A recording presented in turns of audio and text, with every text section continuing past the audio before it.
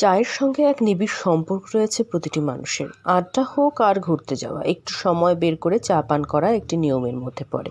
ভালো চায়ের দোকানের সন্ধান করেন সকলেই। মাদারিহাটগামী এশিয়ান হাইওয়েতে রয়েছে এমন এক দোকান যেখানে বিভিন্ন স্বাদের চা তৈরি করা হয়। দুপুরের পর থেকে এই দোকানে ভিড় জমতে থাকে পর্যটকদের। এখানে হচ্ছে আমাদের মাসকুট্টার স্মার্ট পয়েন্ট, যেটা হচ্ছে ভগতপাড়া শিশুবাড়িতে অবস্থিত। এটা ঠিক বীরপাড়া থেকে 2-3 কিলোমিটারের পরেই আমাদের এই প্রতিষ্ঠানটি। সবেমাত্র আমরা একটা বছর অতিক্রান্ত করলাম। তো আমাদের এখানে দৈনন্দিন জীবনে যত কিছু দরকার একটা মানুষের, চা থেকে শুরু করে ফাস্টফুড, ব্রেকফাস্ট, লাঞ্চ, ডিনার সব কিছুই এখানে অ্যাভেলেবেল রয়েছে। এই দেশের বাইরে থেকেও, বিদেশ থেকেও আমাদের লোক এখানে সমাগম হয়। নীল কফি, ব্ল্যাক কফি, কাজু টি, অনেক ধরনের চা এখানে রয়েছে।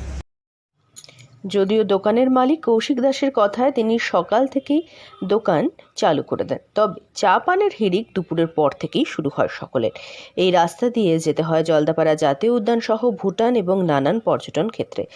তারই রাস্তার পাশে এই চায়ের ঠিকানাতে ভিড় জমান পর্যটকেরা বলে জানা যায়।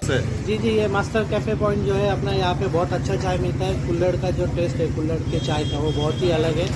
और हम लोग आए एक्चुअली महाराष्ट्र से। हमारे महाराष्ट्र के यहाँ पे जो चाय मिलती है वही टेस्ट हमें मिली। हमें দোকানের মালিক কৌশিক দাসের কথায় ছোট একটি দোকান দিয়ে তিনি শুরু করেছিলেন। প্রথমে তন্দুরি চা বিক্রি করতেন, কিন্তু হঠাৎ করে বিক্রি এতটা বেড়ে গেল যে তাকে সহযোগী রাখতে হলো। ধীরে ধীরে দোকানটি সাজিয়েছেন তিনি।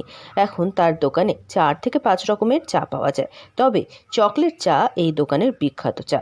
সম্প্রতি মহারাষ্ট্র থেকে একদল পর্যটক এসে এই দোকানের চায়ের যথেষ্ট সুনাম করেছেন। এ বিষয়ে কৌশিক দাস জানান, চা যদি পান করে মন ভালো না হয় তাহলে চা পানের কোনো মানেই থাকে না। তিনি পর্যটক থেকে শুরু করে পথচারীদের ভালো চা দেওয়ার চেষ্টা করেন, যা তাদের আবার সতেজ করে তুলতে পারে। এই উদ্দেশ্য নিয়েই তিনি চায়ের দোকান চালু করেন। শুধু চা নয়, কৌশিক দাসের এই দোকানে সকালের খাবার থেকে শুরু করে সন্ধ্যার খাবারের ব্যবস্থাও করা থাকে। আলিপুরদুয়ার থেকে অনন্যাদের রিপোর্ট, লোকাল 18 বাংলা।